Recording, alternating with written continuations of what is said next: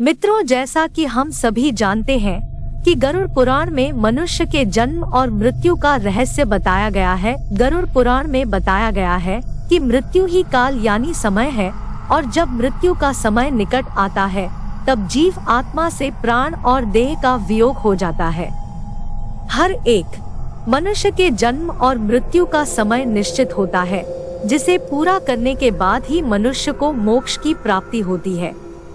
परंतु यहाँ यह सवाल उठता है कि अगर किसी मनुष्य की अकाल मृत्यु हो जाती है तब उस जीव आत्मा का क्या होता है, और अकाल मृत्यु किसे कहा जाता है। आज हम लोग इसके बारे में जानेंगे, जिसका वर्णन गरुड़ पुराण में किया गया है।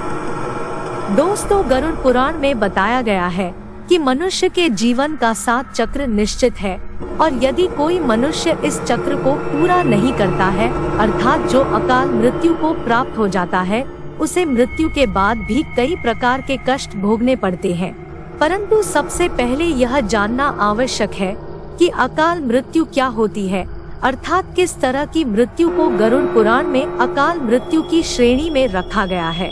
गरुड़ पुराण के सिंहावलोकन अध्याय में बताया गया है कि यदि कोई प्राणी भूख से पीड़ित होकर मर जाता है, या हिंसक प्राणी द्वारा मारा जाता है, या फिर गले में फांसी का फंदा लगाने से जिसकी मृत्यु हो जाती है, अथवा विष, अग्नि आदि से मृत्यु को प्राप्त हो जाता है, या जिसकी मृत्यु जल में डूबने से हो जाती है, या जो सर्प के काटने से मर जाता है, या फिर किसी दुर्घटना का शिकार हो जाता है, या फिर आत्महत्या करता है, वह व्यक्ति अकाल मृत्यु को प्राप्त हो जाता है।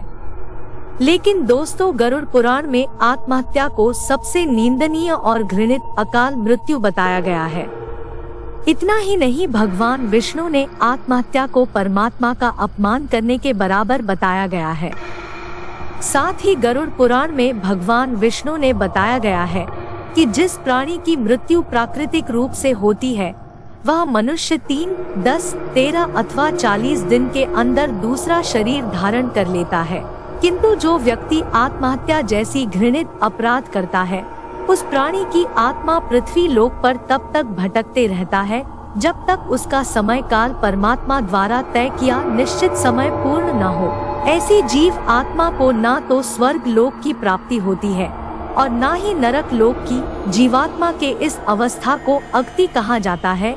इसलिए गरुड़ पुराण में बताया गया है कि आत्महत्या करने वाले आत्मा अकाल मृत्यु को प्राप्त होने वाले सभी आत्माओं में से सबसे कष्टदायक अवस्था में पहुंच जाते हैं। अकाल मृत्यु को प्राप्त करने वाली आत्मा अपनी तमाम इच्छाओं जैसे भूख, प्यास, संभोग, सुख, राग, क्रोध, दोष, लोभ, वासना आदि की पूर्ति के लिए अंधकार में तब तक भटकते रहता है जब तक कि उसका परमात्मा द्वारा निर्धारित जीवन चक्र पूरा नहीं हो जाता। अब यहाँ यह सवाल उठता है कि किसी भी प्राणी के अकाल मृत्यु क्यों होती है, तो मैं आपको यह भी बता दूं कि इस सवाल का भी वर्णन गरुड़ पुराण में किया गया है। प्राचीन काल से ही वेद का ये कथन है कि मनुष्य 100 वर्षों तक जीवित रह सकता है, किंतु जो व्यक्ति निंदित कर्म करता है वे शीघ्र ही विनष्ट हो जाता है। गरुड़ पुराण में बताया गया है कि जो पुरुष अकाल मृत्यु को प्राप्त करता है तो वे भूत, प्रेत, पिचास, कुष्मंडा, ब्रह्मराक्षस, क्षेत्रपाल या बेताल योनि में भटकते रहता है। जबकि कोई स्त्री अकाल मृत्यु को प्राप्त करता है तो वह भी इसी तरह की योनि में भटकती रहती है, लेकिन उसे अलग अलग नामों से जाना जाता है। जैसे कि कोई नवयुवती स्त्री अकाल मृत्यु को प्राप्त होता है तो वह चुड़ैल बन जाती है। वही जब किसी कुमारी कन्या के अकाल मृत्यु हो जाती है तो उसे देवीय योनि में भटकना पड़ता है।